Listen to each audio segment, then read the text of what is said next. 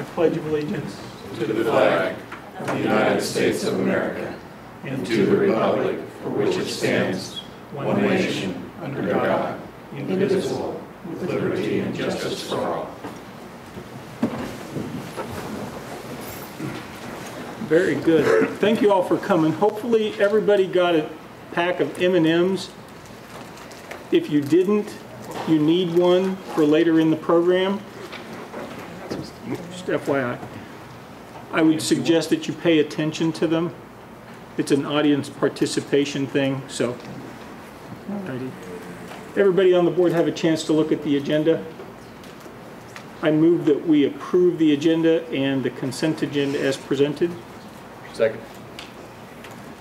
Any comments or discussions, questions? All in favor? Aye. All opposed? Nay? Very good. Danielle, anybody wanting to speak for the audience? No comments? Okay. You want me to talk from down here or up there? Huh? Mine hotter than yours? I don't know. Try it. What do you mean? High? More. Can you hear me there? Is that better? Is that better? Okay. So as we've been, you want to pull PowerPoint? As we've been doing every month this school year, and hopefully everybody's found it enjoyable, if not helpful, is talking about leadership and teamwork. And so this month, I think, culminates the last of my term as president, and so we're going to talk about performance improvement, which I thought would be a good thing to talk about. So before we get going, I like to get everybody's attention. Oh, here.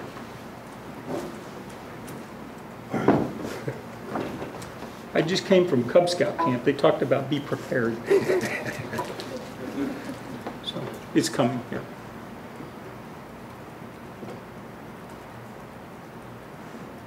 It's under board stuff. There you go.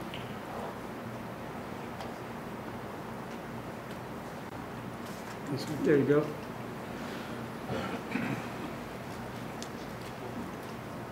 Alrighty, so I like audience participation things and getting everybody tuned in. So you all have your M&Ms? Have you opened them up and looked at them? Okay. I want you to pair off and kind of make a list mentally about everything about the M&Ms that you can recall. And Deb, I saw that look. I know you can hear me. The first question is yours. I can't have M&Ms. Okay. You can look at your neighbors, yeah. I'll give you a minute or two.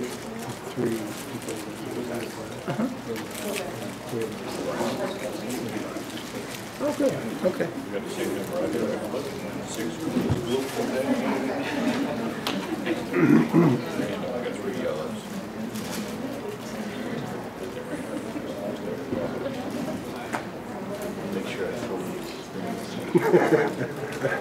You're betting the M&M?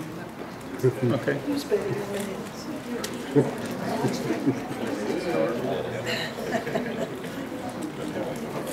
You know, I think if it's uneven colored numbers, we should eat them down to where there's equal number of all colors. Great observation. What if you find that pink one that's like one today? All right, everybody ready for the questions? Yes. Were all of the M&Ms chocolate? Everybody raise your hand. Yes, they're all chocolate. Were there an equal number of reds, yellows, greens, and browns? No, in none of the bags was there any consistency to what was in the bag. Did anybody notice what color the inside of the bag was? White? How many notches were on the edge of the bag where you open it? Okay, don't look at the bag. Put the bag down. Okay, what color was the M&M on the front of the bag? Everybody had a red M&M? Okay, what was on the other side? What was on the other side of the red M&M? That's like a peanut. Okay, just writing, okay, and an advertisement. Okay, my point in doing that, And a lot of my analogies will be in medicine. Since some of you don't know me, I'm a doctor. But I think, and I've talked with Randy about this, that there are a lot of correlations between what's happening in medicine and what's happening in education. And there's a saying in medicine right now that what you can't measure, you can't improve. And that probably applies to architecture, it probably applies to law, it probably applies to any other type of business. But accountability in the product is very important. And the way you become accountable is you try to improve. And one thing that I think is really important is that we never really need to be the best. We just need to keep getting better. And the process of getting better will take us a long ways. So we're going to talk about performance improvement. This is a great slide. The old lady in the front there saying, I think you have more water in your end of the boat than me. For me, the point of that slide is we're all in this together. If our district doesn't make AYP, it's not the second grade that didn't make AYP. It's USD 469. It's not the high school that has a science issue. It's USD 469. So we're all in the same boat. And if the boat's taking on water, we better fix the boat or we're all going to get wet. Next slide. So the problem in medicine is variation. If we do things differently in medicine, we know that our outcomes in medicine are real variable. For example, in McAllen, Texas, they do about 60 times more cabbage operations than they do in Rochester, Minnesota. And you think about what lives in Rochester, Minnesota, the Mayo Clinic. Mayo Clinic does everything by protocol. Not that education has to be by protocol, because there is some variability in terms of what the patient will present with and the comorbid factors. Okay, and we'll get to that in my interpretation of education on the next slide. But I think, okay, 2 slides. Okay, don't go for it. Go back. Okay, but variation, when I think of variation, is we should be doing things pretty predictably. Math should be taught fairly predictably. There should be standard metrics to what we're looking at in math. If in the education world that's called a core curriculum or the core standards or whatever's coming up in the next year or two, then to me that narrows the curve of standard deviation so that our outcome should be more predictable and more measurable. Next slide. This is a quote out of a medicine journal. The ethos and structure of autonomy among professionals creates a powerful counterweight to any move towards a broader, denser interdependency characteristic of a collaborative community. What that means to me is that doctors for years have not talked well together, and we don't share information well. So the doctors in McAllen, Texas don't know what a real efficient, effective way of looking at cardiac disease is in Rochester, Minnesota. And of course their argument's going to be, well, we have different patients, we have sicker patients. Now there's sick patients, there's different patients everywhere. They just do it differently, and they're not using a best practice mentality. Gary, you know, you see dental fillings done incorrectly all the time, from providers in this town, from providers out of town. And there's a generally accepted right way to do things and a generally accepted every other way. And so what I would propose is that we try to decrease the variability in the process, which I think will predict better outcomes. Now my observation of teachers is that you guys are a lot like doctors, and I had the fortune of interacting real closely with the second grade all last year. And I think like doctors, teachers don't communicate as well as they could. If there's a teacher that's really hot in teaching math, it's really difficult to get that teacher to communicate to the other 7 teachers in that grade level what the tricks are to doing math. Because I'm going to be the best math teacher in second grade. You can be the best English teacher. I'm going to be the best heart surgeon in Mayo. I don't care what everybody else in town does. And so autonomy gets in the way. It gets in the way a little bit. and we need to become more collaborative, and I think we're working on that with the professional learning communities, with the teaming that Carrie's been doing a great job on in the middle school for years. I think we need to make that big. Next slide.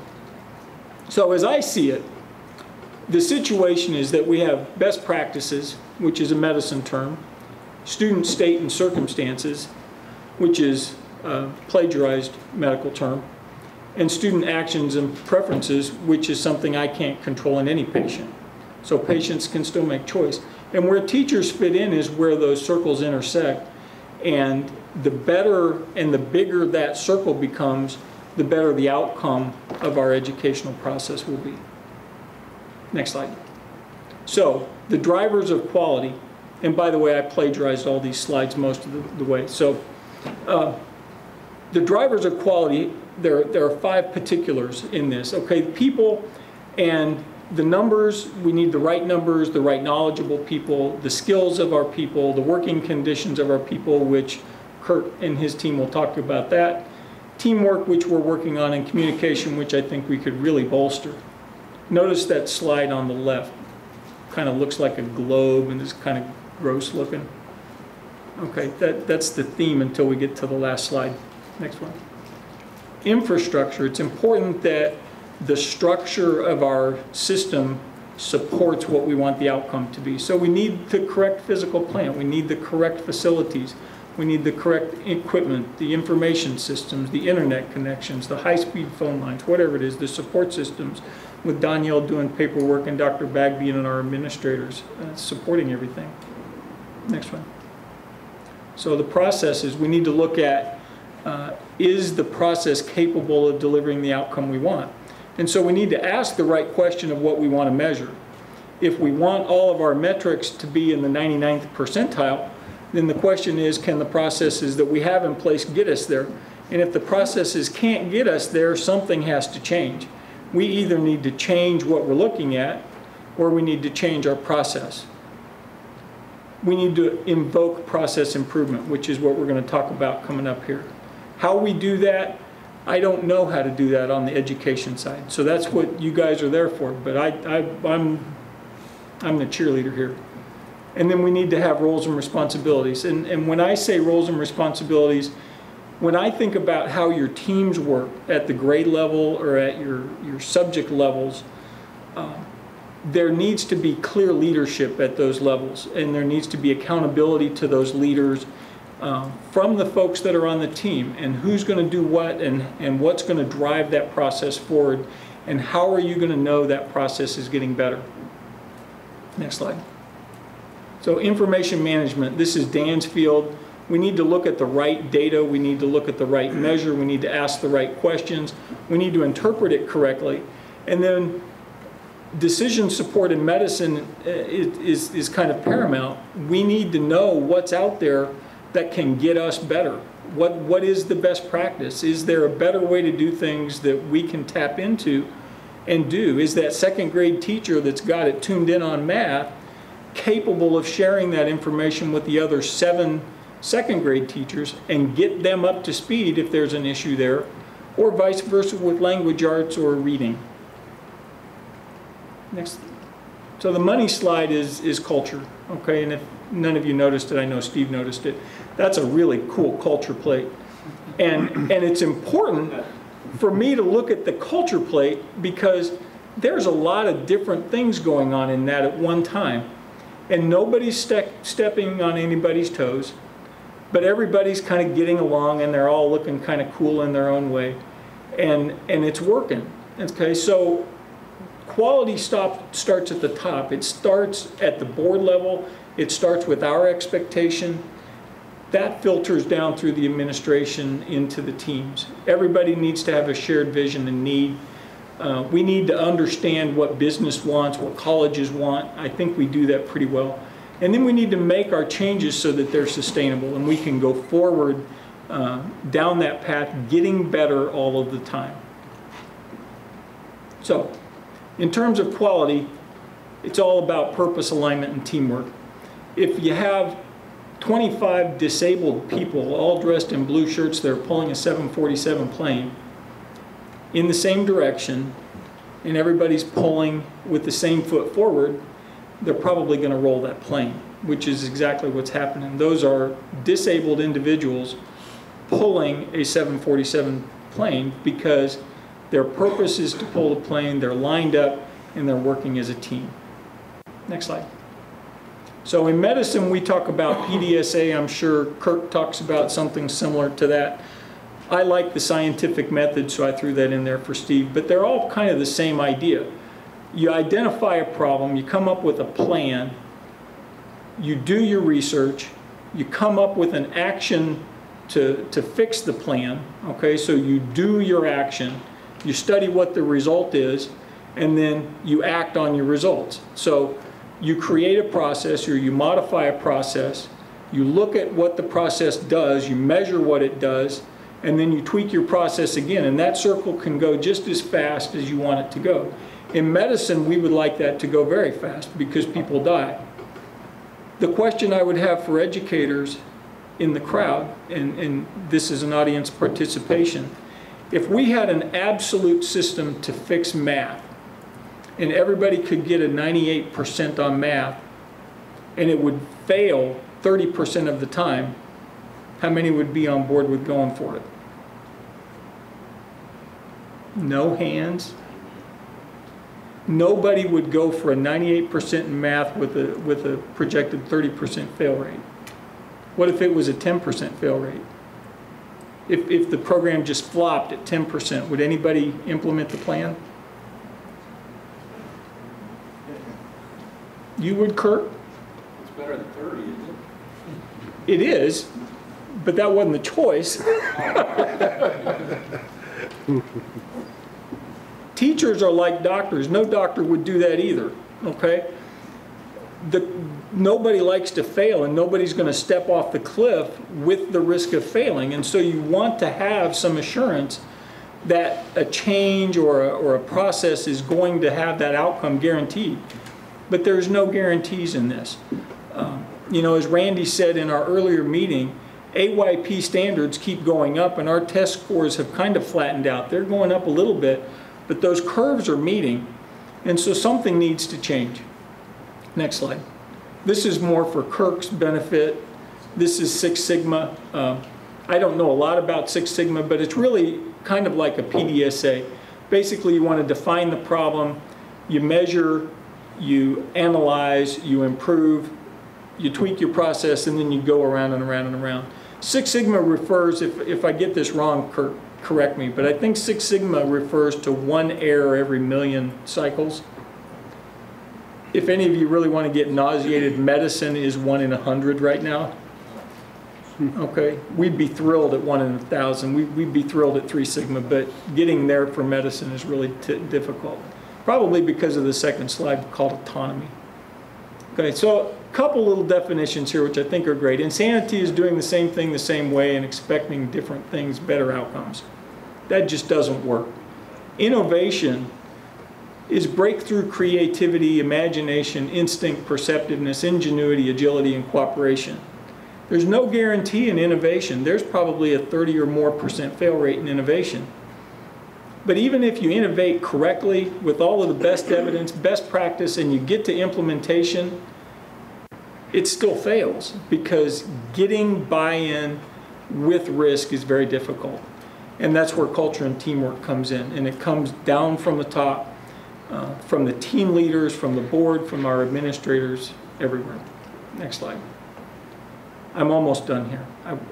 Okay, so high-performing organizations, which I think we want to attain, we want to be open to change. We want to look for new ways to do things. We want to look for different ways to teach. Leadership is focused on staff, or mostly on students primarily, process-oriented, commitment to excellence, and we want to measure and share information and use that to improve. Next slide. So, in conclusion, we talked about autonomy, drivers of quality, with an emphasis on our culture. Purpose, alignment, and teamwork focuses efforts and makes outcomes happen. And we want to ascribe to a high-performing organization. Very good. Any questions? You can enjoy the M&Ms. There's more there if you want some. questions? Okay. Kurt, you're up. Very good. I'm a little bit like you. I just got back from Boy Scout camp, so maybe a little rusty today. We'll see. The problems get bigger when the boys get bigger. Yeah, it stormed last night at 2 in the morning. It was great. There you go. All right. Well, we've got kind of two focuses tonight I want to share with you. We were asked to provide a little bit of background on the whole concept of LEED and what green school construction might be about and what's involved with that. So we've got about a 15 to 20 minute kind of overview. I've given you some copies of that, and then I'm going to have Meg and Larry kind of walk you through where we are right now on the projects just very briefly. So does that sound all right? Okay. The LEED. Why are we at the end of the presentation? I know you guys want to get this over quick. Can we go to the first slide, Randy? Pardon me? Somehow we're on the last slide instead of the first. Oh, There we go. Anybody familiar with green schools or what LEED is or isn't? Are we starting from ground zero a little bit on that? Or has anybody heard of green schools or green? Okay. Yeah. So that's what we're going to talk about. And Hollis Miller's fortunate enough, back in 2003, we were able to work with the school district and create the first LEED high school in the Midwest area. And since then, we've done the first LEED elementary school and the first LEED middle school. So tonight, we're going to kind of share with you kind of what are those concepts that are embedded in LEED. It is a whole issue that deals with sustainability in construction and sustainability in design. And tonight, I'm going to share it as it relates to school construction. But there are some questions here that will just make it kind of interesting a little bit. New building construction produces how many pounds of construction waste per person per day? Have you ever been to a construction site and you see the trash pile over there and you wonder how much material is wasted and how much of that goes to landfill? It ends up being the 2.8 pounds, and that adds up fast. And again, if you've ever been to a construction site, you can kind of see that. But what we're going to talk about, when we talk about green schools and LEED, those are specific terms. The real concept is sustainability. And when we talk about sustainability here, I kind of underlined the important part. It said the needed aim of sustainable design is to produce places, products, and services in a way that reduces the use of non-renewable resources and minimizes the environmental impact. So it isn't just construction. It's how we design buildings. It's how we construct buildings. It's how buildings are operated. It's how buildings are maintained over their life. So it's a pretty holistic idea or concept in terms of, as we talk about school construction. Green buildings, here we go. An effective green building can lead to reduced operating costs, improved occupant health, and reduced negative environmental impact. So when we talk about green schools, and it's always easy to think about the environment, but one of the real benefits, and we'll talk about it, is the improved indoor air quality, the improved environment for the teachers and students who reside within these schools, and how that might impact test scores and success and stuff like that. We listed just quickly what we thought were the 5 benefits of green schools. First, we talk about the health of students and teachers. And again, I don't think this district's any different in terms of we're seeing kids that are a lot more susceptible to asthma and irritants from Mother Nature, maybe irritants from some of the construction materials. And what does that do? That causes problems with absenteeism, loss of focus. Sometimes we have teachers with some of those same issues. So sustainable buildings, green buildings kind of help improve that. Improve learning spaces. So much research going on nowadays in terms of brain research, in terms of how can buildings impact learning, how can buildings impact how things are taught and improve that overall results in terms of statistically. District financial savings, if these buildings consume 38% less electricity or maybe 20% less water, there's some benefits long-term to the district there. Hands-on learning. One of the neatest things about some of these LEED schools is the building becomes a learning tool to help teach concepts of sustainability. So maybe you have a 5th grade student talking and sharing concepts with a 1st or 2nd grade student about heating and cooling, or how maybe you can use the heat in the ground to help heat a building. And all of a sudden the building becomes this really kind of neat working lab and really provides a whole different level of learning. And then we put, last but not least, the obvious thing is the impact on the environment in terms of the way the buildings are designed and constructed. Hopefully improves our environment. It's kind of interesting. This entire initiative started by an architect in Kansas City years and years ago. And I can remember when it started, it was kind of like, oh, that's kind of a wild, kind of funny idea out there. But over the last 15 or 20 years, it has really come around. And this gentleman, really has kind of taken a lot of responsibility for it. Kansas City was one of the first to really get on board. LEED itself, I put down here, you hear that term a lot. LEED stands for, it says Leadership in Energy Environmental Design. And that's the program that actually, if we were to say how green is your building, or is your building green, how do we know it is? And LEED provides a measuring stick, and it gives us strategies and ideas, and if we accomplish those strategies and ideas, we start to attain kind of this green building concept. My goal today is kind of walk you through it a little bit on what those concepts are. Founded in 1993, and it's a wonderful organization. It's an organization that has become a clearinghouse for all building construction in terms of neat ideas and suggestions. So if a guy's doing something in Spokane, Washington on a school, I can go into the USGBC and into their data banks and look at those ideas and concepts and try to integrate those into our projects. So one of their main purposes is really to help get information out, but also to act as this clearinghouse on all the ideas and concepts about how we can do this. But the first quote LEED project started in March of 2000. But one thing I love about LEED, unlike a lot of other, unfortunately, we get to deal with in the school business, you get these unfunded mandates. Well, this is a great idea, you have to do it, but oh wait, we're not going to give you any money to do it. So LEED is not required, it's not mandated, we're not forced to do it. It's strictly an option that school districts can tackle on their own and decide whether they want to pursue it on its own. We talk about it's not a tree huggers initiative, it's not a fad. Really, the concepts that we're going to talk about, I would suspect in 15 or 20 years, are going to be how we build buildings. And it's not necessarily going to have this LEED label attached to it. Think about 20 years ago, were buildings designed for ADA and accessibility? They weren't. Nowadays, we wouldn't even think about designing a building without accessibility, and it's a given. And I do think where the industry's going is, when we talk about these green concepts and ideas, I think that's where building construction will take us. So, what is really one of the other things I really like about this LEED program in USGBC, they came out with one set of criteria initially. Well, what might work for a school doesn't necessarily work for a bank, and that might not work for a car dealership. So over the years, as the programs evolved, they've created different programs based on building type. And so now we have a program that's very specifically written about for schools, because we have different security issues, different age users, those types of things that takes that into consideration. We're a lot different than maybe healthcare or retail or maybe an existing facility. So the changes that have occurred in LEED have all been based on feedback from the users, in this case school districts, saying, well, there used to be a rule that you couldn't have a lot of uplight because that's light pollution. Well, every school's got a flagpole. We want to light the flagpole at night. Give us an exclusion there. And sure enough, USGBC gives us that exclusion to be able to do that. So there's lots of neat little things in there that they've really fine-tuned the criteria to meet the needs of school districts. It is based on a point system.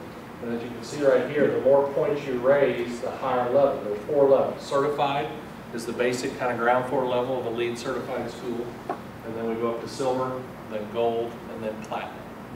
And I can share with you, we've been able to do certified silver and gold. The premium to the platinum in a school right now in the Midwest is too significant. I mean, we've been able to accomplish gold on a couple projects, but there is cost associated with every one of these kind of step up in terms of points that need to be raised to get to those different levels. Staley High School, which some of you have toured, is a LEED Gold high school.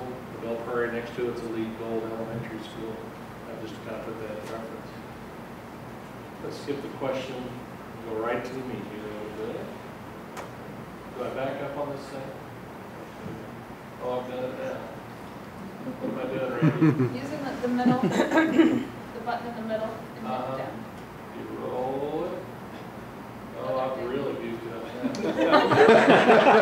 I missed my clicker. Hey, Kirk, why don't you give me control here for a I second? think I will. I Okay. apologize, guys. That's Things all right. are getting out of control.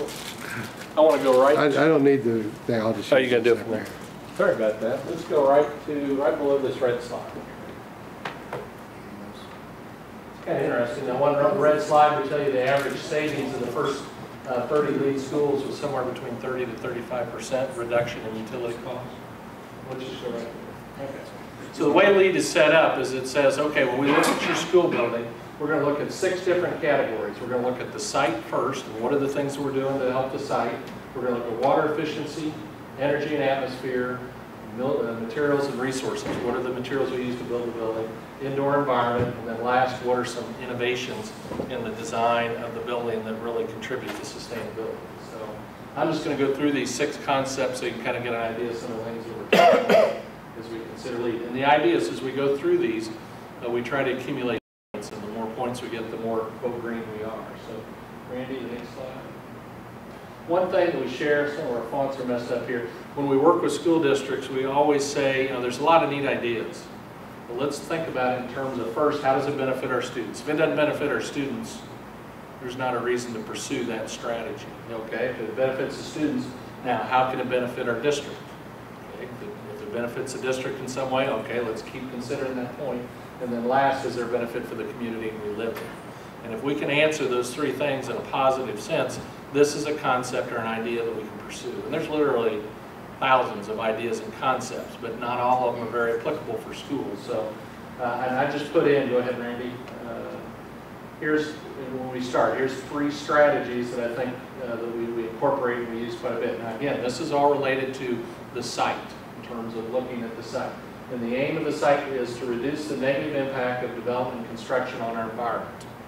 Okay, so that's what LEED is trying to do, is help minimize that. So one strategy might be to select a site that reduces transportation, urban sprawl, and taxing infrastructure. We get into this with schools a lot of times because we have to go kind of out and find that available land, and sometimes the infrastructure, like sanitary sewers, storm sewers, isn't always there. So if we can pick a site where all that is, well, maybe that's better for our community. Second strategy, maximize major existing ecological features such as wildlife, hydrology, vegetation. Obviously, we've got on the high school site that we're looking at right now, we have the creek, we have some ponds. There's some things that we can kind of take care of and maybe utilize to our benefit. When we toured Staley, there was 5 ponds on Staley that we use for irrigation and different pollution control. So that's one idea. And the last one we put down here, minimize project impact on surrounding areas after construction is complete and occupied. So construction really does impact traffic patterns, flow of stormwater, sewer, those types of things, and we need to make sure when we design the building, are we doing that in a manner that really is a good neighbor and doesn't create problems for some of our downstream folks or some of our neighbors. So those are just 3 strategies. If you flip the slide, I think we gave some examples. I lost control. Can I have the mouse? We're just having all kinds of technical problems tonight. I There apologize. we go. Thanks, got it?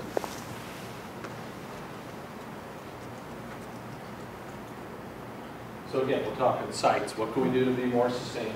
Here are, and this is an example for those that saw Staley or will get to see Staley, erosion and sediment control. So during construction, you know, what are we doing to keep all that siltation from ending up in our storm sewers and our creeks and flooding down? A lot of this stuff is now required either by the Corps of Engineers or by cities. You see it along highways, those types of things. Reducing the site disturbance area. If we can keep the amount of land that we're grading and tearing up, if we keep that to a minimum, we get credit for that. Think about at the high school site how we kind of separated kind of the north quadrants of the site with the south quadrants, so we're trying to not touch the south quadrants. That's an example of kind of minimizing there. Stormwater management, how do we capture that rainwater, how do we hold it, how do we treat it, and how do we release it in a positive way that doesn't overtax our system. Light pollution reduction, that was an issue I mentioned, the flagpole, the uplight. That's a little bit of a problem. Light fixtures on the buildings, are they pointed down? Are they flooding the areas that we need no more? Light parking lot lighting, stadium lighting, those types of things. Are we using certain types of fixtures and designs to kind of reduce that big glowing effect we get with cities right now? But those are, and you can see they're numbered. There's probably 100 or 200 strategies dealing with site. Those are just 3 examples. Water efficiency, this is a big one. Oops, back up one. There we go. One more.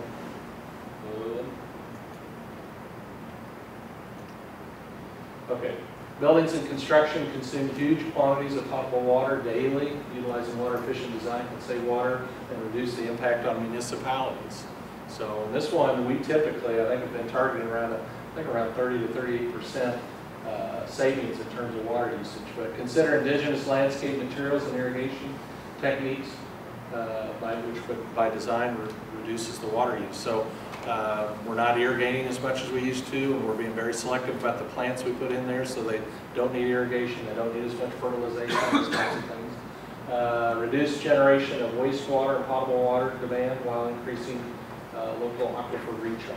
So again, it's wastewater and potable water demand, so that would be the irrigation, going with more water efficient utilities. A lot of impact on food service and how we deliver food service in schools, those types of things.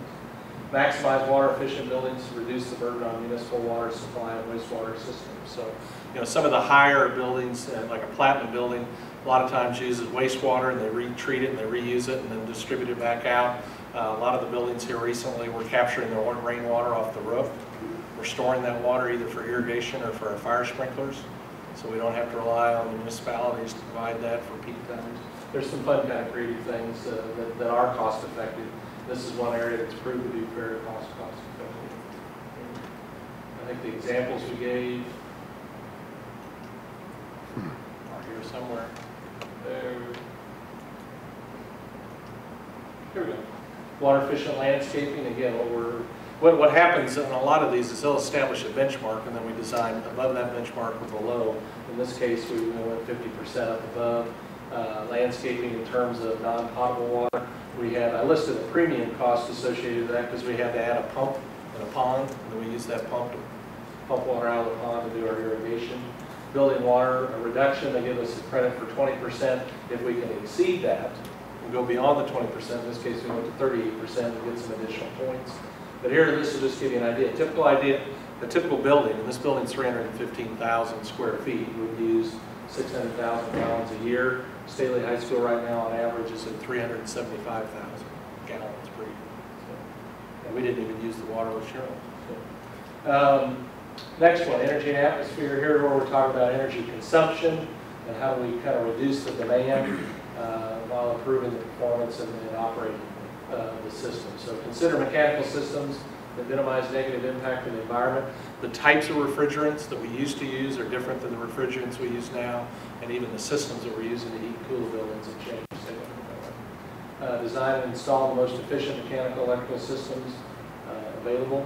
Starting to see a lot more of the ground source heat pump type systems on a building the size of the high school. There are probably some significant economies to be had using the heating and cooling of the ground to help your building. And last one, put there, through measurement verification, building owners should be able to monitor performance.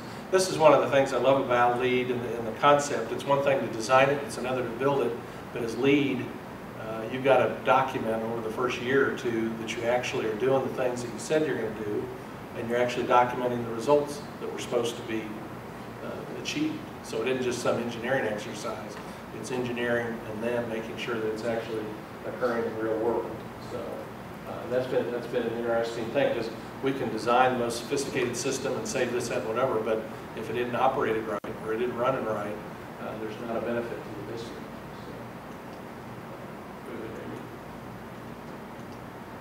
So these are examples, again, on Staley in terms of fundamental commissioning. Commissioning is a whole concept where instead of just getting the building built and turn on the switch and you hope it works, you bring in a whole other second set of eyes to overlook the engineering and to overlook the construction to make sure it is actually as per the documents and actually performing the way it should be. Minimum energy performance, again, codes, building codes, establish a benchmark that we have to design to. If we can exceed that benchmark, then we start to get credits for that in terms of types of systems and energy use and that type of thing. CFC reduction, again, that's different types of refrigerants. How does the district manage those refrigerants? Optimizing energy performance, again, trying to beat that benchmark that's established. Ozone protection, green power for 2 years. One of the concepts that we get involved with there is sometimes we're within a point or two of trying to get to a certain level, and the school district can go out and purchase energy in advance that's produced by green powered production, whether it's windmills or hydropower dams or clean energy methods. So, and that's an opportunity. We had to do that on Staley to kind of pick up 1 point to be able to get to that gold level. So, next slide. I'm going through these pretty quick, but materials and resources. The idea, again, there's probably 200,000 or 300,000 materials that go into a big high school project in terms of just pieces and parts that make up that high school. Are we using materials that are harvested well, that represent good environmental practices, those types of things? Are there materials that are also good for our occupants? But the idea here is it creates opportunities to educate the building occupants about long-term benefits of recycling. When you go through a lot of these LEED schools, you'll see the recycle bins. We have to set up spaces for sorting if necessary for recycling. Signage encourages the kids to recycle, those types of things. Strategy 2, it says utilize materials that are largely composed of recycled or reused materials to minimize the need of existing natural resources. And that sounds like, oh my gosh, recycled, but you realize 90% of our steel nowadays is recycled. Carpet, maybe 50% of our carpets now are recycled content. Ceiling tiles, 80 to 90% recycled content. The industry is really starting to pick up on this, and this program kind of encourages people to pursue that. So, consider materials that are rapidly renewable and grown, harvested, produced, utilizing processes that minimize the negative impact on the environment. One of the things we get into that I think is really good from an economic standpoint is there's incentives to pick products and materials that are within a 500-mile radius of your construction site. So we're not shipping wood from China all the way to Portland to be then taken to Maine and then shipped to Lansing, Kansas. So we look for suppliers and manufacturers in the local area, and that helps, obviously, local economies in terms of buying materials and those types of things. But, for example, on the woods, we have to make sure those woods are grown in forests that are monitored and that meet forestry standards and those types of things. It requires a lot of paperwork, but in the end, it's a better product for our district. Okay, I think we've got a few examples. Collection of renewable recyclables, again, having those recycle stations throughout. Construction waste management, this is an interesting one. I mentioned how much material is wasted on a construction site. So now if on a LEED school, if you were to go to a construction site, you'll see a dumpster for masonry, you'll see one for wood, you'll see one for drywall. And what's happened is throughout the construction, they're sorting that material and they either reuse it or it goes off to a recycle center and we get credit for it. And it's pretty interesting. We're doing an elementary school in Park Hill. We ended up having some excess concrete that was left over from the construction phase, you know, and we were able to recycle that and get credit for it, and we ended up using that for the base under another parking lot. Little things like that that really help. Recycled content, there's two different types of categories of recycled content in terms of how they look at it by weight or as a percentage of construction. Regional materials, 20% manufactured locally, and again, locally is defined, I think, as 500 miles, and making sure we've done that. Indoor air quality, this is one of the kind of the lesser known qualities of the LEED school, but I think it's probably one of the most important, especially as it relates to schools. So this is the one where we're talking about how we assemble a building, how we heat and cool a building can really impact the users within that in a negative and a positive way. And we've had sick building syndrome in the 70s and 80s, and then the pendulum swung where we introduced all this air, and now we've got mold in our buildings. And LEED tries to help us kind of find that natural kind of middle point where the buildings are a lot healthier, and then the materials we use in there are more or should I say, less volatile to the users of the building. Strategy 1, implement strategies to ensure a healthy building is maintained during construction and initial occupancy. You ever been to a construction site, in the middle of construction, and your ductwork's laying in a puddle of mud on the floor? That ductwork gets lifted up and put in the ceiling, and then a few months later you can't figure out why you have mold or why it's musty and dirty. So LEED forces us to look at different things in terms of protecting materials. It forces us to evacuate the building once or twice in terms of the total air in there, so we're getting hazards out of there. It really stipulates certain things go on in the building during the construction phase. Select building materials that don't naturally introduce pollutants into the air. Again, paints, carpets, casework sometimes can be really have a lot of nasty materials in them that really irritate kids. Strategy 3, design buildings that maximize consideration of natural daylight and thermal comfort to produce optimal environment for occupants. A ton of research right now talking about daylight and its impact both on the health of students as well as on their learning and test scores. And there's different ways to bring daylight into buildings. It isn't just windows. Okay, and then the last one, these are examples. Minimum indoor quality performance, tobacco smoke control. This is no biggie, but nobody smokes on the construction site. We know that during construction we maintain that throughout the process. Carbon dioxide monitoring, this is an issue in terms of making sure we aren't getting excessive levels of CO2 buildup. There was a local school here that had a national kind of case where they were getting CO2 buildup in the schools and the kids were having problems, getting groggy, bad test scores, couldn't figure out what's going on, and it turned out to be the high CO2 levels. So through LEED, and we established a little bit more monitoring there, so if it does become a problem, we know how to evacuate that. Construction indoor air quality, again, during construction, how do we keep that as a clean building, and we're not introducing bad stuff. Low emitting materials, we have to submit list of materials and the cut sheets and the specifications to make sure we're not getting hazardous stuff accidentally introduced into the building. So these are the strategies. Furniture is a big one. Carpet's a big issue. How we clean and the materials we use to clean a building, those are significant. Paint is another one. All right, last one on here, Randy, I think deals with what we call innovation and design. And what innovation and design says is under LEED, they don't just tell you how to do it. They give you some flexibility in terms of the strategies that you think are appropriate for your school and your community. But this last category says, okay, we're going to push you. Come up with your own ideas, your own suggestions, and submit those. And if you can come up with some creative ideas, we're going to share that with the rest of the country, but we're going to give you credit for those points.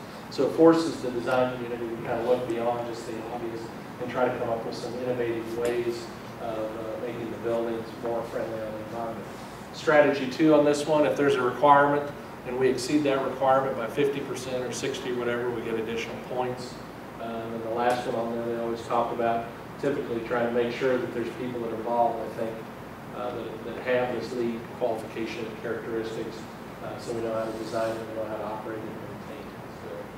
So in a nutshell, I think that might be it. Now there's some examples again. What the lesson we learned on Staley, if we go to the next one, Andrew. Staley was the first LEED high school in the whole Midwest, and it was the first LEED school period in the Midwest. And at that time, there was a ton of unknowns. Is it too expensive? Is it not appropriate? Should we do it? Shouldn't we do it?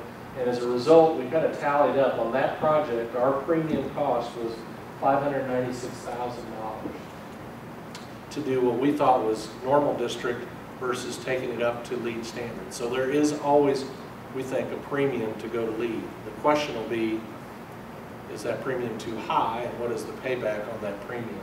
And what we do know, high schools, because they're bigger, there's economies of scale. When we did the elementary schools that are smaller, that percentage crept up to a couple percentage points as opposed to just 25, I think, on this one. So, I just tried to give you the overview in terms of what are the 6 key areas, what are some of the strategies, a little bit of the benefits that were in there. Any questions or concerns? We thought it was appropriate to raise this issue at this point as we're working on the high school and say, is this a concept you're interested in? If so, maybe we need to investigate a little bit further to see what the cost might be and what those benefits might be. Or is this an issue that you don't think is a higher priority for your school district? Because the sooner we... Can you recoup your cost in, say, 10 years on utilities and stuff like that? So that if you could tell people that, you know, within 10 years, we get back the $500,000 we spent to do the extra stuff. Because people do that when they build their house, they put extra stuff. Yeah, and we can show, you know, on the Staley, for example, I think the payback just on the mechanical system alone was 7.6 years, that premium. Okay. But it's as much sometimes a PR issue as it is a financial issue in terms of, is the perception that we're spending money on stuff and a plaque on the wall, is that really benefiting our kids? And we can show data that shows the payback and some of those things. The clean air is a biggie.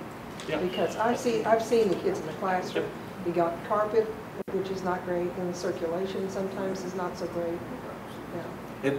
That one in particular is pretty common, I think, here in the Midwest. I'm not sure it's in worst East or West Coast, but and it's hard to put a price on that in terms of payback. But we do know kids are more susceptible to those types of things, and it does lead to absenteeism, which affects test scores, which kind of comes around. I would share with you, it's interesting, the teams talked about it in terms of, we have what's called the green givens, the things that we do regardless, in terms of what we think represent good practice, and they typically have 0 premium costs, and we're going to do that. It's the issue of, do we want to maybe investigate this one step further in terms of what might be the premium on this project to do that, and then what the payback might be.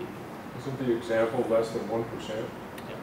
Now, was that the lower end of the leads? Yes, we were actually lead, we were going first, we wanted to be certified, would have been the first of the first. Didn't we go up one level, Larry? Did we end up?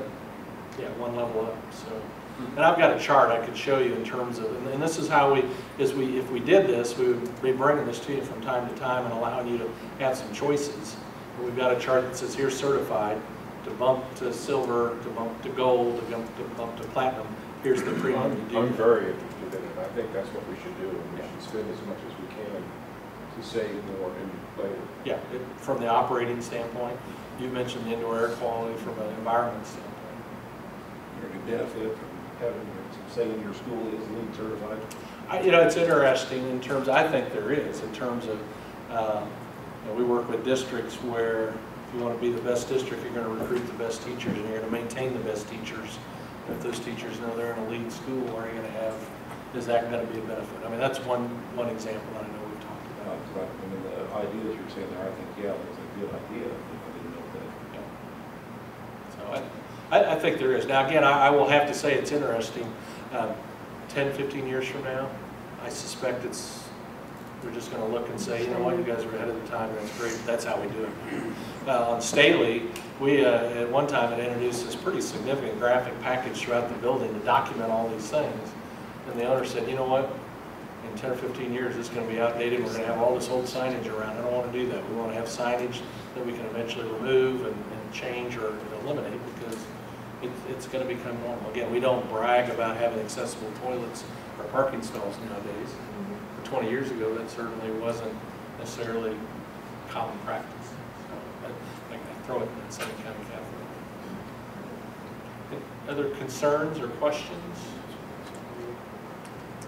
I'm hearing a little bit of support for it in terms of maybe fleshing it out to that next level and give you an idea of maybe what that premium might be and what those benefits and paybacks might be. Definitely. One thing about it, I'm optimistic a little bit. Staley, we showed there, was it 0.87 or something like that percent. That's when the industry had never done one before. So contractors were nervous about it, architects were nervous about it, suppliers were nervous about it. Well, now we've been into it for several years and that fear of the unknown is diminished and we're seeing the industry's catching up. The unknown is kind of going away and I think that number is coming down in terms of those premium costs. And we know on a large project like a high school, the economies of scale really help us out. So I'm somewhat optimistic that we can beat that percentage right there. So pursue it to the next level at least.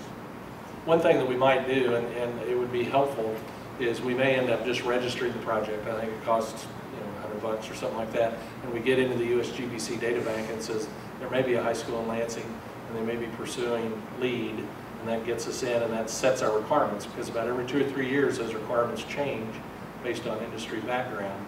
It's hard sometimes to hit a moving target, so the sooner we land that project in the database, if for some reason we decide not to do it, it's no biggie, we can pull out, but the sooner we get registered, probably the better off. And once that project's in there, again, that allows everybody on the design team, I'm assuming within the district, access to all those data banks. I mean, one of the things we've done in most of the districts, we'll sit down with the curriculum people and we actually help them integrate these concepts into curriculum so the kids understand where they're going to school and what it means, and it's kind of a fun process, so we can do that. Well, since I popped it up there, they're all going to wonder what the answer is. No, this one's pretty interesting. There's all kinds of new tools that kind of come out of there. So 40 pieces of, what is that, recycled paper?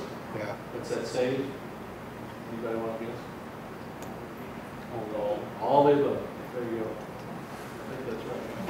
One of the neat things LEED gives us that's really cool too is we can kind of get in there and you give it statistics of what you're doing in your building, and then it will tell you, it's like, well, your savings would be equivalent to 6,000 cars of coal, train cars, or maybe so many vehicles off the road in any given year, or planting X many trees in a forest somewhere. It kind of starts to put your savings not just in dollars and cents, but what that might translate to somewhere in the environment. I can't think of a more appropriate setting for these LEED schools, or LEED, than for schools, because the idea is, and this is what they did, and this is in North Kansas City, they have a LEED elementary, and they're getting ready to do a LEED middle school, and they have a LEED high school. Theoretically, every kid in that district that's going to be in their 13 years in that district will have an opportunity to be exposed to those buildings and really gain a better understanding about what's it going to be friendly to your environment. Is there any possible way to get LEED certified for a renovation such as Yes. our high school? There is. There's a whole nother section for renovated facilities, and there's even one for campuses. We don't have experience in the campus one, but again, that's another kind of a neat aspect of LEED. Park Hill has a renovated building that got LEED, a LEED certified status. We could look into that. Okay. Very good. Any other questions? Okay.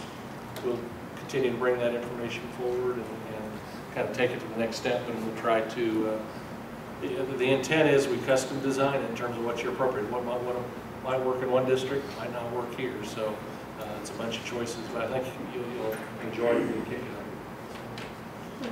All right, Meg, you want to update on the high school? Oh, there's some good resources if you want to kind of look into these a bit, please. Sorry, I goofed up the clicker. I need to do that.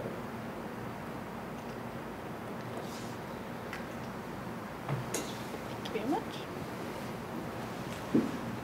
Okay, so we're going to give you an update where we've been, kind of where we're going. We're going to start with the high school first, and then we'll go back to the middle school. For the high school, just a reminder, everything we do at every stage of the process, we always want to come back to these character statements, trying to figure out how we can get the learners today, leaders tomorrow. So all of these statements at every phase of this process, we're going to try to come back to these. We feel this is kind of the core beliefs of this process. I mean, one example, you talk about the community college, Kansas City, Kansas. All of a sudden, you start to look at one or two of these character statements as, okay, here's an idea, an opportunity that might be able to get integrated into the design consideration. Just kind of for your knowledge, we're going to start really general and get down to really specific, and we are definitely still in that very general phase. So we are definitely not down to where's the door in the classroom, or how many seats does it have, or what kind of furniture is in it. We're definitely not there. So remember, we're up top, that master planning. Sorry, just a quick reminder, we did do the site tours that we talked about in April and May. We did planning criteria, and so this update is kind of what we've done since the last time I gave you an update. As Kirk showed this slide before, we have our existing high school site up here, which I believe is about 40 acres, and we come down and we have our 154-acre site, so we do have a lot more room here. This is kind of our quick site analysis. This is the presentation we gave to the high school. We spent a whole day at the high school on May 15th. Gave a presentation in the morning, did a work session at the school, and then gave a presentation in the afternoon. So this is kind of the recap of that. Our main access road right now, or our only access road, is DeSoto or 147th. We do have a possibility of a future access road. Gilman is proposed to go through, but that is a if and when it comes by the city. It's not on the 5-year or 10-year plan by the city. It's just on the plan. So we really can't count for anything on that side right now. We do have two connections, Cottonwood and Ridge. Ridge comes out of Rock Creek Estates, and this is the back entrance out of Rock Creek. We have 4 ponds on the site right now. That's a big thing because they're registered with the national wetlands, and I'll get to talk about that a little bit more later. We have our floodplain. About 16 acres of the site is in the 100-year floodplain. So we're going to stay out of it. That's all I'm going to say about that is, the more we can stay out of it, the less cost and impact we can have on it, which is a lot better for us. When you start messing with floodplains and those wetland areas, you're forced to go through the Corps of Engineers and do submittals, and some of those submittals can take 6-8 months, and it gets very involved. So the more we can kind of steer clear of those, the better we are. We've got our main drainage patterns. We also have a power line easement. We have to say it's about 100 feet wide, so it's a pretty large power line easement. The high points, you can see we're up to 950 feet, 940, 940. The interesting part of that here is 840. So we've got 100 feet of change from the bottom to the top of that peak to up near the Edmonds farm. So that's equivalent of 7 stories in a building. So we definitely know we have definite room to go up. Our site does change quite a bit. These are the zones we've identified as relatively flat. By that I mean changing less than 30 feet. That's approximately 2 stories in a building. So those were kind of our ideal spaces to put a building. And then, of course, the sun passes on the south. So after we did this kind of general site analysis, we came up with some very generic schemes for the site. And this is what here's our national wetlands. So if we touch or move any of these, we have to register with the database and do some paperwork, which is a long process. So these are the concepts we presented to the high school before the day. This first scheme is called the Boulevard. So the idea would be the high school, by the orange block, would be located on the far side of the power lines. It's called Boulevard because we create this nice winding path and kind of a sense of exploration to get back there.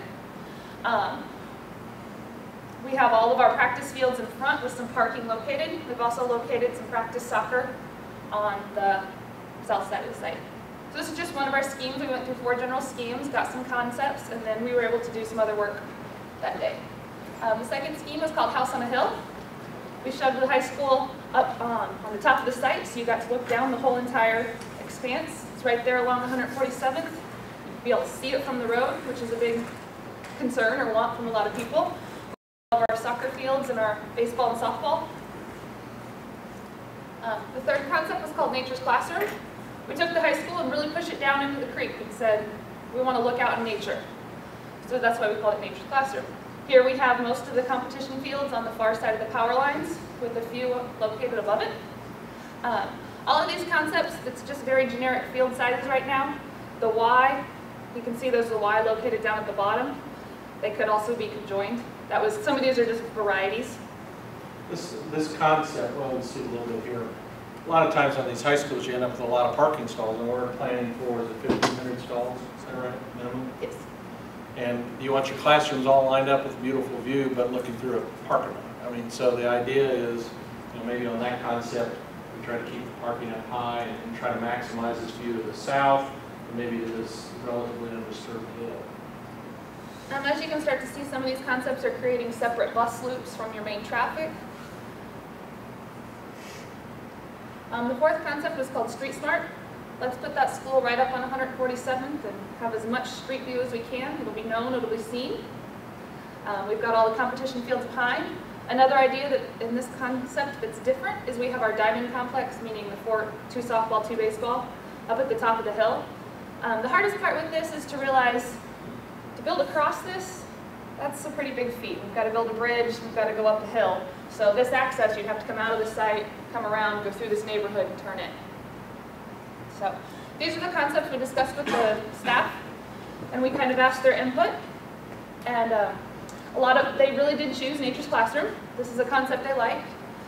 Some of the important ideas there were that the classroom engaged nature most importantly. You weren't looking through the parking lot or through fields to find the school, so that when you drove up, you had a nice view of the school, not a bunch of cars or not a bunch of fields. Sometimes football may not be the most important thing you want to see from the road. So from this concept, we sat at the school for the whole school day, myself, Kirk, and 2 others of our team, and sketched. And so everybody was looking at putting that high school site, or that high school building right there in the bottom, and we were really trying to lay out all those fields. So here's a concept, Kirk's dino plan. So it looks like a dinosaur. We had the football field pushed right up against the school. Is that what we want? Do we want the stadium to be part of the school? In this concept, we had the soccer football stadium combination. Everything's pushed to the side. Baseball field direction became a big topic that Mattingly and some of the others like to discuss. Which way are those supposed to face? How do we group those? How do we get one concession stand so we don't have multiple concession stands all around the site? These were a lot of the issues that people brought up. I think one of the bigger issues was the idea, on some of the concepts, we showed some development over here on that south side. And I think as we talked and sketched that day, the reality of managing that and constructing that and using it really became apparent that function kind of needs to stay up with the main campus, because our kids, we really want kids to run down and then come up 100 feet. Do we want to lose that connection? Do we want to spend money on bridges and streets and roads to get over there? Or do we want to kind of hold this open for future use, keep it natural, try to consolidate as many of the parking and some of those activities as best we could on that other side. So most of those 4 concepts, I think, are kind of somewhat tied to YMCA, the pool, and all the other activities kind of on that north end. I think Ms. Schmidt used the analogy, we may have all the space, but we don't have to fill it. It's okay to have space for future growth, and just because we have the room, you don't need to put one field out there, just put one field out there. A lot of these concepts really showed that we could fit all the fields on that north half of the site, leaving that bottom site. Is that a future elementary site? Is there a VOTEC building up there? Is it turned back to community use at some point? So we have a whole other separate function that could still happen on that site on the lower half. From these concepts, everybody seemed to really like the field layout that was associated with this one up here. Some of the conclusions from that day is we preferred a soccer stadium combination, or soccer football, I'm sorry, so that the two grandstands backed up to each other, you could have one large press box. Some of those other schemes had showed the high school pinned up against, or the football field pinned up with the high school so we could have a joint football high school. A lot of the teachers, and even Mr. Mattingly's, really expressed that they liked the idea of having the soccer and the football together and a little bit farther away from the school. Another big conclusion was we didn't like looking over all the parking or all the fields to see the school. So we really wanted to try to keep a nice view open when we're coming down 147th, because 90% of Lansing lives on that side of 147th, so we're going to be heading south to get here. Let's have a nice view. We definitely need multiple entrance drives off of 147th, talking about how crazy a high school parking lot can be. Since we know that we don't have Gilman Road anytime in the near future, everything has to go to 147th. So that was a big thing that we had to look at. They liked the entry sequence around some of the ponds. A lot of these entry sequences, you know, featured a pond in the middle. Staff really liked that. They liked the school up against the trees, as much interaction as they could. They really liked those views out there. And another big thing was they were okay with preserving that south side for future development. So from these ideas, we took them back and really started working some more in actual drawings. And this is what I'm going to present tomorrow. None of the high school staff has seen this yet. So here is our more revised or refined site plan. I mean, there's parking stalls actually counted out. We have an actual football field layout, competition soccer fields. The idea of this to show is that everything could be master planned. Here's where it could be. Now, do we have to build 2 soccer fields and 2 baseball fields right off the bat? Maybe, maybe not. That's something we still have to figure out with budget and what the needs and wants of the school district are. But here we at least can show here we have everything master planned for how it should work and know that it all can fit later. Again, we're still working on what this looks like, so it is still just a blob right now. Our main entrance would be here. We'd have a parent and visitor loop, kind of using the pond as a feature. We have a bus loop over here, which is also staff parking, so now we have a staff separate from the students, which could be nice.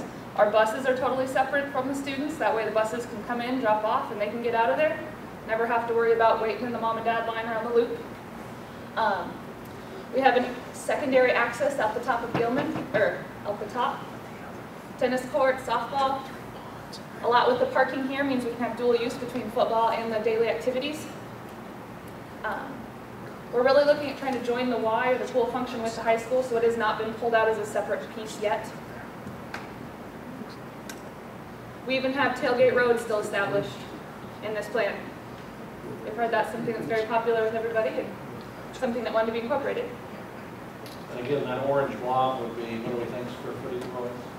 That orange blob is huge. Yeah, it's probably Twice. two times what we're assuming we're going to need square footage wise. And it's also assuming 1 story, which we know this is going to be at least a 2-story building in terms of economy of construction and stuff like that. So, you know, the city member asked about expansion capability. This side of this is considerably larger. And you'll start to see that as we start to refine the plan. So now that we have our site with a pretty good scheme, go ahead. What happens to your ponds on that site layout? We will have to relocate a couple of the ponds. That is a plausible feature. We've done that many times before. So it may be expanding that pond in the middle, making it deeper to hold for more water. They'll allow us to relocate or allow us to expand. So we had experience with that on Staley, and hopefully we can try to utilize that strategy as opposed to just open it. Somehow farm ponds have become national wetlands. Not quite sure how that one happened, but so we've kind of got the site resolved, so we're going to move into the building. Again, none of the staff has seen this. These are called building parties. Parties, just a nice architect word for very simple diagrams.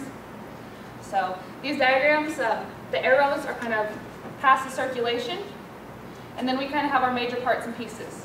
Now in this, no way is this an exact floor plan. Our hallways don't have to be straight. This could become a curve later, but it's just a general organizational layout. What needs to be next to each other and how should things function. So we called this one Lion Pride. We've got Lion Pride, because it's one main access that connects everything.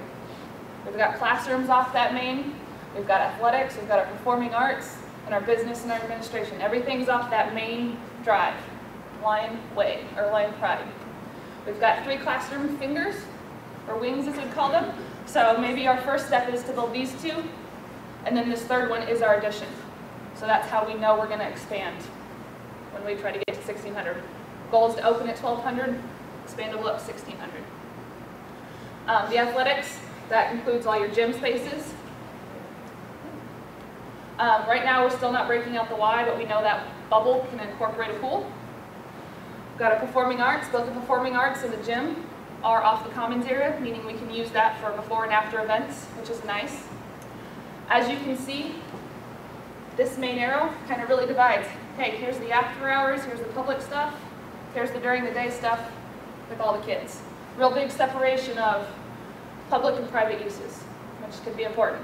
Lock down your building, man, nobody can get to all those classroom wings when the gym function's open. I know that's a big concern for a lot of the teachers.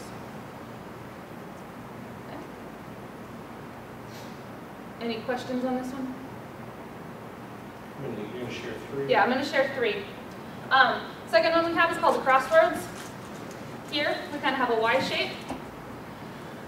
We again have that division of public and private. Public is everything to the left. Private, once you kind of cross the admin area, and you've really reached into the classrooms, and that's kind of the private side. Nothing after hours is opened that way. Here we have 2 wings of classrooms again, but they're joining from a central point, kind of creating that Y, with the media center acting as the other part of that on the other end. The media center is kind of pushed back in this one. It's really a private space, so it's probably maybe not be an after-hour use space at this point. That's a conversation we need to have with the high school facility group. Talk about what do we want to, how do we see this media center being used? Is it a private function or should it move more toward the public side? Again, our commons can function for athletic and performing arts events.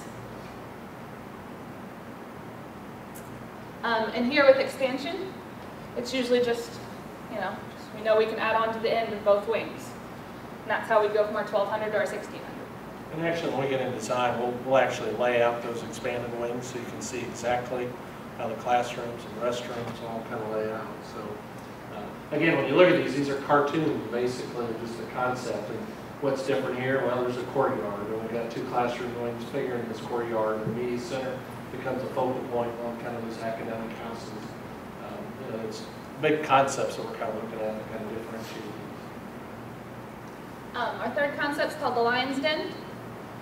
Here we have our main crossroad running side to side again, athletics and performing arts. All those after hours functions are pushed to the top of that main courtyard. From that courtyard we have a nice commons that overlooks that central courtyard with our media center, same idea. And our classrooms are really pushed down into nature. Got that view and they're really kind of private and separated from everything.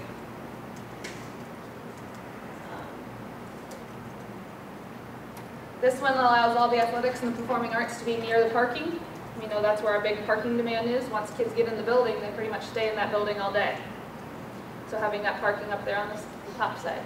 Again, we still have our ability to lock down the building after hours to get to those classroom wings. Bam. We got doors, we can separate the before and after school activities. So with these 3 concepts, we actually go into more detail and talk about how all these bubbles lay out in the classrooms, but didn't think you guys wanted to see all that today. We will talk about these with the high school groups tomorrow, get their input. What do they like about some of them? What don't they like? Do they like the courtyard? Classroom wings. Is it better for fingers or connections? But again, we're not asking them to say this is the floor plan. We're asking them to look at it and just say conceptually, oh, we like the idea of the library relating to the classroom wings on this concept. We like the way that maybe the PE spaces are separated from the media center on this one. And we start to take the best of these different concepts and start to blend that into kind of a hybrid solution. So is there, and I know this is kind of quick, but is there any of these, do you see any concepts that you kind of grabbed you a little bit, or ones that concern you that you want to share with us that we can share with the staff tomorrow? Or? I like that one better. What is it you like about it, just out of curiosity? I like that the classrooms abut that creek and you know, in the wooded area. I mean, I like, for what you said, I mean, most of the parents that are coming in are going to be using either the athletics or the performing arts, and it's adjacent to parking. you know, there's another thing with this one that's kind of interesting. You think about daylighting and sun coming into the building. We're trying to maximize it kind of on this exposure, where we don't need sun necessarily in locker rooms and gymnasiums and auditoriums. Push that up to the north, reduce some of our exposure that cuts down on, you know, northern face and some of those types of things. Maybe we could even bury some of these down a level, kind of get storm shelter features and stuff like that. So that's how we'll start to kind of take these ideas and kind of build them. What about the courtyard? We had it on 2 out of the 3 concepts. Everybody see the thumbs up? Kind of good. Maintenance guys usually, go ahead. Inside or out? That will be outside. I mean, one of the issues we get into, safety and security, is there a place where kids can go outside, enjoy maybe we grade it so it can be used as a lecture area or just a free area, but we don't have to worry about intruders coming into there and getting to the kids, or those kids getting off campus. That's one of the neat things about kind of a courtyard design, if it's done right. So it's a security issue. One thing I liked in one of the buildings we went to, it had the cantilevered walkway. What I liked about it was there was wide sections, so you know, you've always got that group that dawdles. And you've always got the other group that is going to get there, and, you know, fast. And it made the traffic move amazingly. I thought much, much better by not just having a straight line, but having wider places. That way people know, well, yeah. You know, corridors at schools are like streets and highways in terms, you got to have that passing lane for the kids trying to get from point A to point B. You got to widen it up to make that happen. But that was that the Blue Valley School that had that, and they had the technology also integrated in there. The guy who used to work at Lansing. Gary Howard. Gary Yeah. Howard, Yeah. the 80. Yeah. But see, hearing that, I mean, we can start to apply that back up to concept. I mean, it's issues, you know, when we start getting into these designs and these designs. You know, one of the issues, we're working on Park Hill High School right now that doesn't have this link.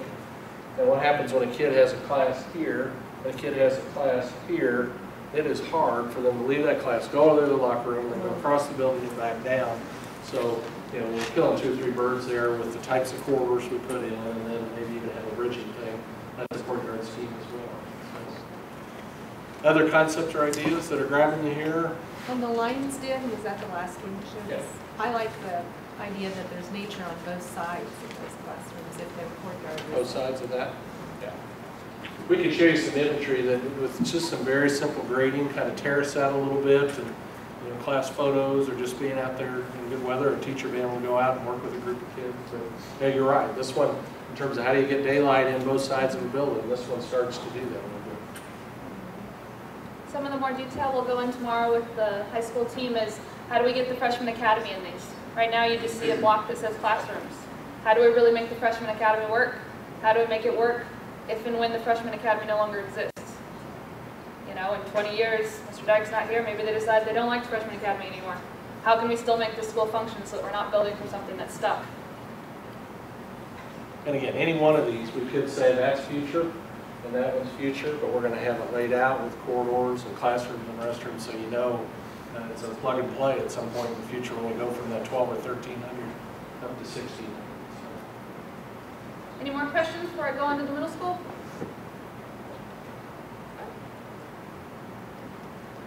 So now we're going to move on to the middle school. How do we renovate the high school to turn into the middle school? Again, we have our character statements, and they are different. Just a reminder, it's not the same set of values from the high school to the middle school. Here we have students reaching their full potential. One of the very different things here is talking about kids being safe from a psychological as well as a physiological standpoint. How do we shelter the 6th graders? How do we keep them in their safe spot? Or, you know, we're also, it's not just the intruders coming to the building, it's within our building, within our house, within our team. Again, starting up high, not getting down in the weeds quite yet. We will eventually get there, I promise. This is just kind of a quick chart. We tried to take everything and put it into a unit. So here is one classroom, and it's a unit. This classroom is a flex right now. This is one grade in the middle school, so this could be all of 6th grade.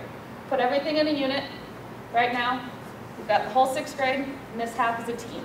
We have 4 teachers that teach in a team that keep 100 kids segregated in that team. So we can see that every team has 4 core units, 2 flex units, an activity, and then a teacher fitness center. So just did a quick count over there. Right now, to get a high school or a middle school for 600 kids, we need 53 units. Everything's in about an 800 square foot classroom. Just a very generic way to look at it. Okay, so let's look at the high school. We know we're moving in there. I counted all these little classrooms. We have 53 units. So we know at 600 kids, we can move in and fit exactly. That's not considering renovations of science or anything. This is just looking at it from a very simple unit standpoint. Okay, 53 to 53, that's only at 600 kids. We will probably move into this middle school around 750 and need to expand up to 900. So what does that mean? At 750 kids, we need 66 units. And at our full build out at 900, we need about 80 units. From this point in the master plan, we get up to 900, then we break back down and go to 2 middle schools. Because now we have a high school of 1,600, our middle school at 900 is getting pretty large, and the next step from here would be to break it back down and go to smaller middle schools again. So we're really trying to design to say, hey, let's push it all the way out to 900, that's our threshold, and then we're going to come back down. So we're not going to look past 900. So this is really saying, hey, we've got to add some classrooms. So we went back to the middle school. We did the same thing. We spent a full day with them. I think it was the 21st of May. Did this presentation in the morning, got some feedback, and then we worked through the day. So some of the ideas that we came up with. We kind of segregated the building into different areas and talked about, we're going to give you some different areas that we think we can do work in. You got to tell me what your priority is. So first area was a secure entry, making it so that when you first walk in the building, you have to go into that office so that everybody knows you're there. Right now, you can kind of walk through the high school office and you can kind of slide around that little stairway case and nobody knows you're there. B was the admin reconfiguration. We know that maybe there's some different adjacencies. Getting another conference room or a conference room at all in that office complex might be something that they'd want. Media center. Right now, the library up in Miss Hutton has that library upstairs. Is that where we want it to be for a middle school function, and how can we make it work better? Updating the finishes in the restroom. Here, this color code talks about what kind of renovation that is, and I'll explain that a little bit more on the next slide. E, classroom reconfiguration into pods. One of the biggest differences between high schools and middle schools, when a high school kid leaves and goes to PE, somebody comes in and takes his seat in that classroom. When a middle school kid goes to PE, the lights get turned off and no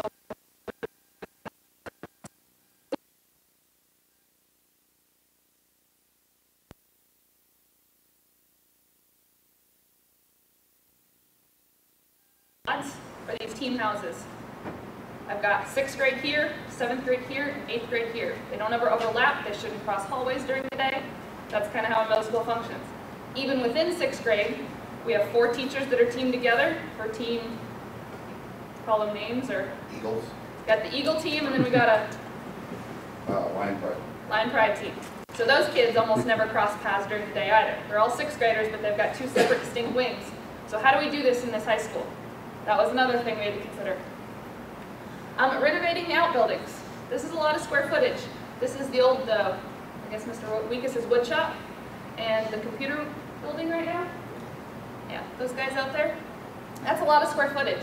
We were talking to Carrie, is that usable space for him? How does he feel about that? You know, if we added walls to create an exterior courtyard so that we didn't have runners, so a kid couldn't just leave campus, does that help us? Does it need to have shelter? So if we put up walls, can they go out in the rain? Are we okay with that? And the last part would, if we were to use those buildings, do we have to build an enclosed hallway, which would be air conditioned or, you know, not exposed to the elements? Updating the finishes in the gym and the auxiliary areas. One thing you will notice, we considered the Performing Arts Center and everything that's new to that. We kind of just said, that's new, we're not going to touch that guy. So we will not touch that. By updating the finishes in the gym and the vocal room, one need that we heard from them was an auxiliary gym space. Okay, let's talk about how big that is in our wish list. Updating the finishes in the commons, and a classroom addition. It's a little out of scale, but classroom addition. So we went through, you know, we talked about what these different colors mean. Extra light renovation, just updating some paint. Okay, light renovation, let's paint the walls, put some new carpet in it, some new lights, call it a day. We're not moving very many walls. Medium renovation, example for the office, We're tearing down walls. We're doing slight reconfigurations to HVAC and plumbing. That's where a lot of your expense comes in renovation. Heavy renovation would be, let's take it down to the structure and start all over again. Got it. And new construction. And those kind of go in the order of cost. So we showed them, hey, we've got to spend our square footage. Look, we choose some of these options, they may be cheaper than others. So I want you to give me a list of priorities. So we sat down with the staff, and they actually ranked them. You can see we put them in order. Classroom addition was their #1 priority. Getting a secure entry and administration. That was one priority that they thought needed to be grouped together. If we touch the entry, we might as well go ahead and reconfigure that admin, because touching that entry is going to really affect how that admin works. 3 was updating the media center. 4 was renovating the outbuildings. This was actually a pretty good discussion. They understood that, hey, an enclosed hallway is going to be pretty expensive, but if we keep the kids from being able to leave campus and give them shelter over their head, that's a lot of square footage out there that we can use. It was actually a pretty logical and well thought out conversation. 5 was configuring the classrooms into pods, getting those team houses. The auxiliary gym was another pretty interesting discussion. They expressed the need for an auxiliary gym. We showed an addition out there to the side. One other thing we suggested, could we utilize the intermediate gym? We know it's a gym space, it still functions. Could we use that? If we're building this canopy out to those outbuildings, can we use that? And they actually said, hey, I'd much rather use that old gym than spend the money on a new one. There's a lot of things I want before I want a brand new gym. So it was a pretty logical conversation there. Updating finishes in the commons, updating in the restroom, and then updating in the gym areas. So now that we have these laundry list of items, as we go and get costs to them, we can say, hey, maybe some of these little guys can happen down here with some leftover money, or which ones do we really need to concentrate on? So we gave that presentation in the morning, we ranked our priorities, and then again, we sat and sketched for the day. Talked about different concepts. Here you can kind of see, we colored the 3 grades different colors, just so you could quickly see. I don't remember which one was which, 6th grade, 7th grade, 8th grade, whatever it may be. So we sketched for the whole day. We came back, and at the end of the day, they kind of picked this concept #2, and we had here some of our conclusions. The grade houses must be on a level. So we can't have 6th grade, half of it upstairs and half of it downstairs. All the 6th grade, all the 7th grade, and all the 8th grade, they each need to be on their own level. They liked, when we expand, right now we have 2 teams of 4 teachers. Once we get to 900, the goal is to have 3 teams of 4 teachers. So that means there's about 4 teachers for every 100 kids, and then keep those 100 kids. So they really liked having all 3 science rooms together. They felt some benefit in having science, science, science. They could share materials and resources, since that's one of the big ones with having the big, expensive equipment. Another concern they thought about was additional restrooms. Right now it would be about 1 restroom per grade house in the high school. They thought that they needed more. The media center, they really liked how this media center addition, which is that guy up there, really kind of created a bookend. Kind of gave it some symmetry, and got this big auditorium on one side. Can we maybe come out and really create a new front entry and look to this building? Another big idea we put in there was a learning stair. This is kind of a gathering space. It still functions as a stair, but it's kind of the big steps. Maybe it's 2 feet tall, knee high, and kids can sit on them, or you turn around, you could have a small lecture space, or it could be, that's where the 6th grade gathers in the morning. Kind of a very multifunctional space.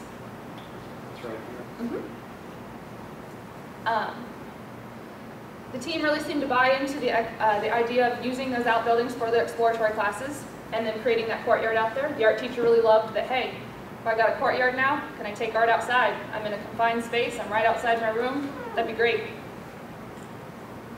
And then the intermediate gym to be used in auxiliary. So these were kind of our big conclusions out of our day with middle school. Now we'll talk about what we're going to show them tomorrow. Here we've really kind of refined those plans, done actual square footage, done it in the computer, we know how it works. So as you can see, we've got all of 8th grade on 1 level, 2 bathrooms for that grade level. Here's some of our SPED that is not part of the grade houses, such as life skills and the SBS. And gifted is also. There also are SPED classrooms located in every wing. We've reconfigured the admin, and we've also added the media center on that first floor. And then upstairs, You can see we have 7th grade, all in blue, staying on one side. We've got 6th grade all on one side. Still both restrooms. We've got activity spaces in there. Activity spaces where the teams can come together, do things in their classroom. And this also shows, hey, how can we use these outbuildings? You know, we get our technology, foreign language, art, and our computing classes all out there. So all of our exploratories can fit out there in that building. So we've solved some of the security issues. These used to all be open to the outside so you could leave campus. Now we've only got one that's still open to the outside. And because of how the grade houses are divided up and down, we're really going to need to use that stair. Most kids should never leave their floor.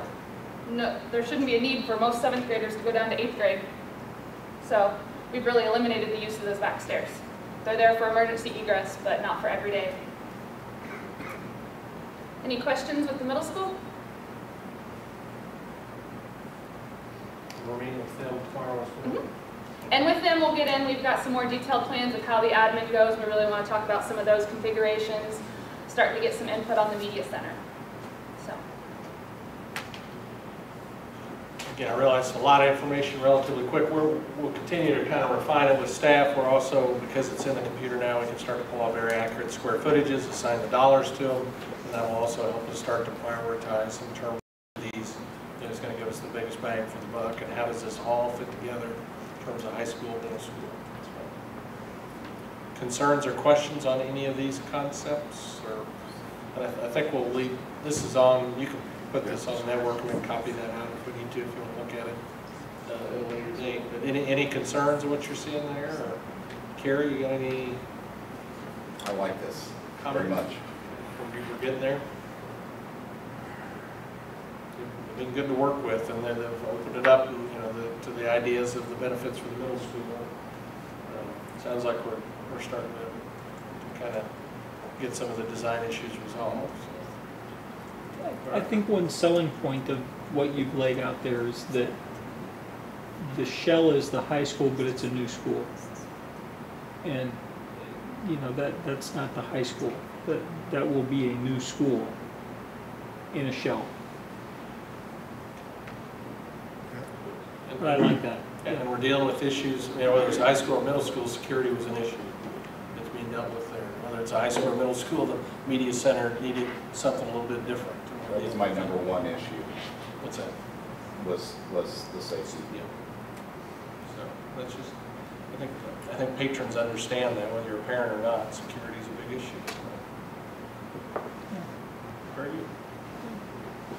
Other questions or concerns? You're more than welcome to come to any of these meetings we have with the staff. Is it 9 o'clock in the high school? What time in the middle school? It's 9 and 11 tomorrow, 9 for the high school, 11 for the middle school. The goal is to try to have these the 2nd and the 4th Tuesday of every month for June and July to try to work out some of these design issues. So. And you're having those here. Yep, right here. Be here in about 12 hours setting up again. All right. That do it? Thank you. Thank you. Yes, appreciate it. Everybody doing okay?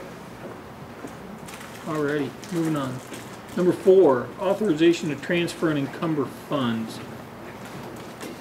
Randy, why don't you explain that for everybody, and then we can make a motion to do that. For those of you that are new to the board and so forth, each year during June, it's a major process of closing out the budget for the year. And in Kansas, and I wrote some of this down, what you don't encumber or spend in general fund goes against you the next year.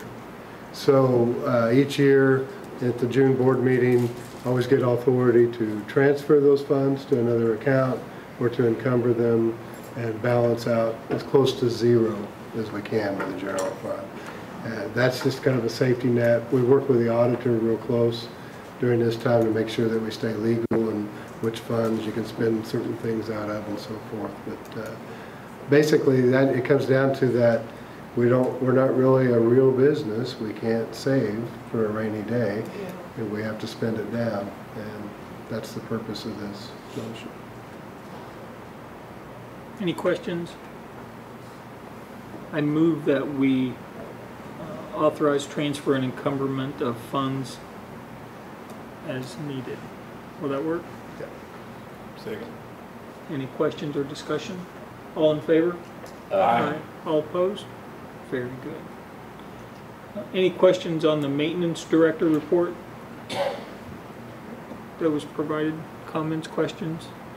Technology report? Administrative reports?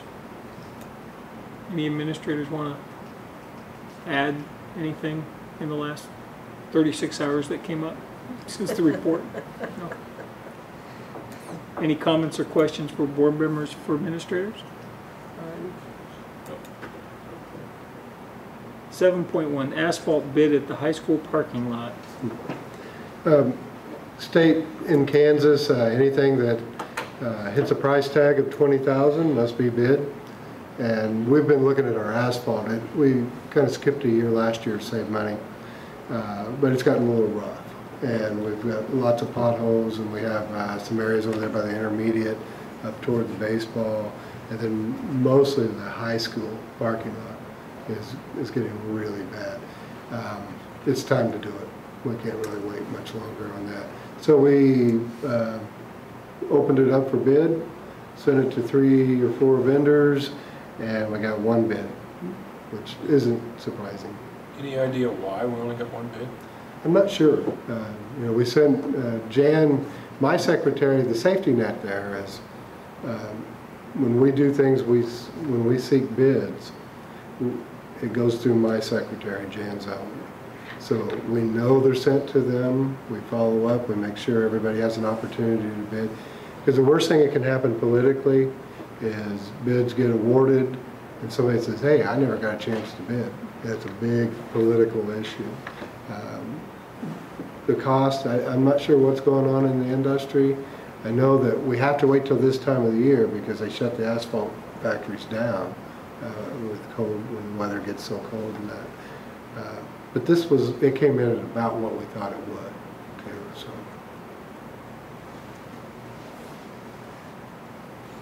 Any questions or comments there? Anybody like to make a motion? I move that we accept that asphalt bid as presented. Second? Second. Any questions or discussions? All in favor? Aye. All opposed? Very good. 7.2, enrollment fees. Would like to leave these as the same as the last previous 2-3 years. I don't see a need to increase them or add hardship to families. This year we've kind of put them out there because the most common question I get when we present this each year is what does it cost to go to high school, and I can never remember and that kind of thing. But you have some activity participation fees with some of that, but basically we're one of the least expensive places to go to school in terms of enrollment fees in the area. Any questions for Randy on that? Motion? Make a motion that we accept the enrollment fees as presented. Second? Second. Any questions or discussions? All in favor? Aye. All opposed? Very good.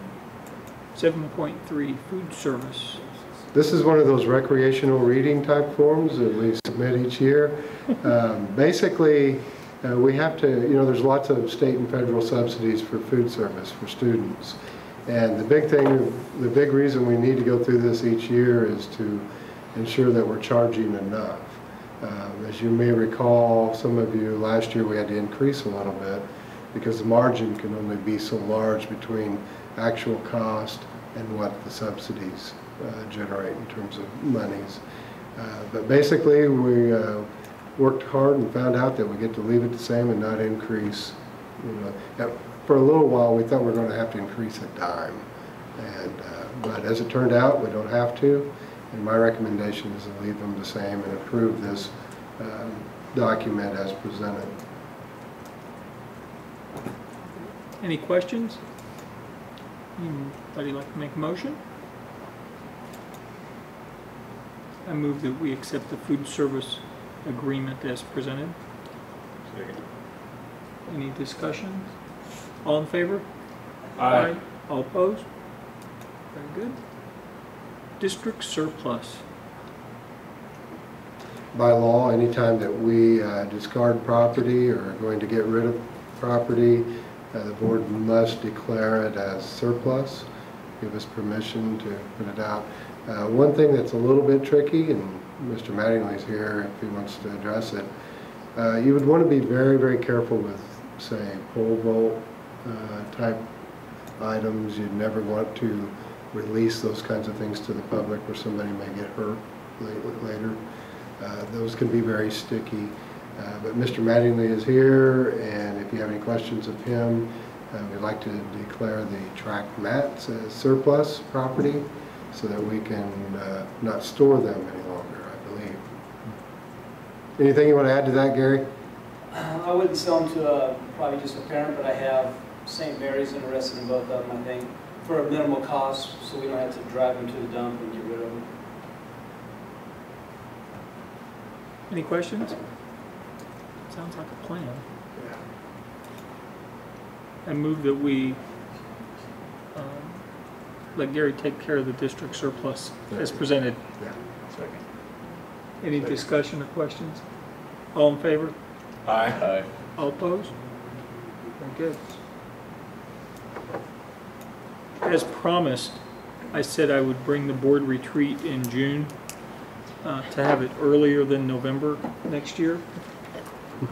The only request that I have received is that we not do it, if I remember, the last week or of July or the first week of August. It's my 30th anniversary, and I told him I couldn't afford a divorce, so Okay. So, any thoughts? My bias would be to have it before school starts, so maybe the end of August or, you know, second or third week of end of July, or the second or third week of August. Thinking about evenings or Saturday again, or? Probably the Saturday morning, that works out well, it seems like. I'm open. August is better. Okay. So the second or third week of August. What about days? Evenings? Did you guys like the program that we did last year with the several series of programs, or would you like it just one program? Saturday, I thought.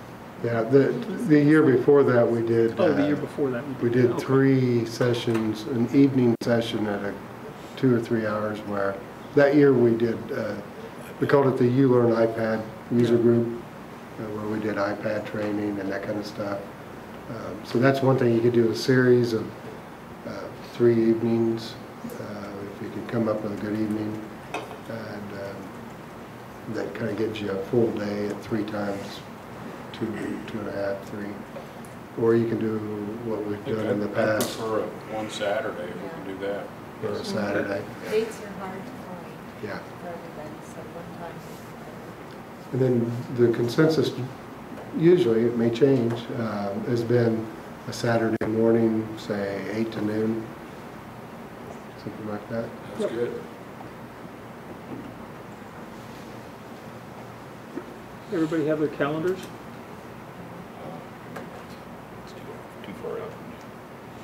Too far I prefer out? not the first Saturday of this school year. Too much Just fun. because it's a busy week. When does school start? When? 15th? Okay.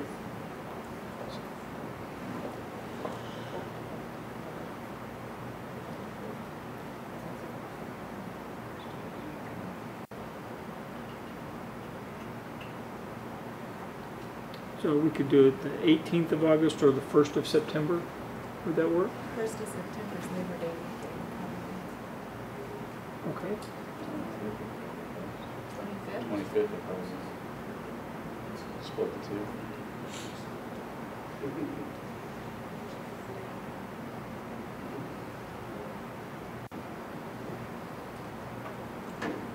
th of August? It's fine with me.